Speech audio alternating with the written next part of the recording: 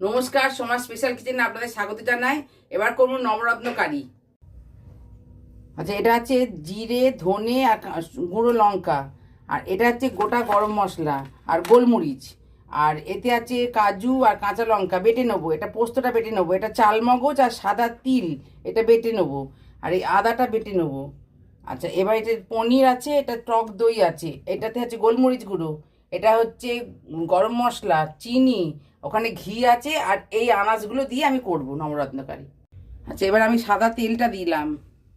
আচ্ছা, এই পনিরটা আমি একটুখানি একটুখানি ভেজে নেবো সাদা তেল দিয়ে।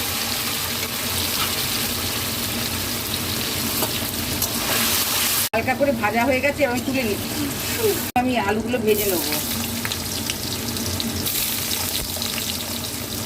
এই আলুগুলো দিলাম, এই সব আনাজগুলোই একসঙ্গে আমি ভেজে নেবো।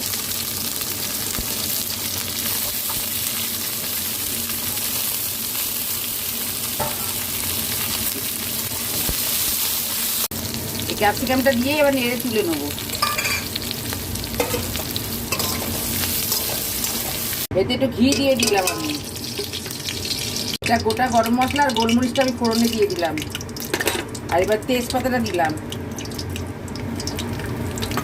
এটা আমি আদা, কাজু, তারপর পোস্ত, তারপর এতে চালমগজ সব একসঙ্গে বেটে আমি দিয়ে দিলাম। জিরে আর গুঁড়ো লঙ্কাটা দিয়ে দিলাম।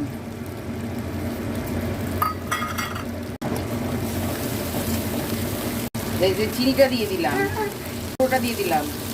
এবার আমি টক দইটা ফেটিয়ে রেখেছিলাম, আমি দিয়ে দিলাম। এবার পরিমাণ মতন আমি নুনটা দিয়ে দিলাম ওতে।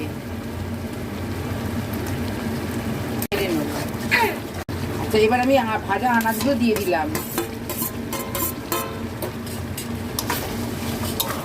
আমার আনাজ দিয়ে কষানো হয়ে গেছে, আমি এবার পনিরটা দিয়ে দিলাম।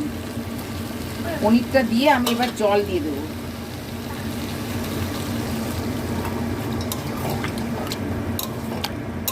এবার আমি একটু ঢাকা দিয়ে দেবো, দিয়ে 3 মিনিট হবে, এটা সেদ্ধ হয়ে গেলে নামিয়ে নেবো।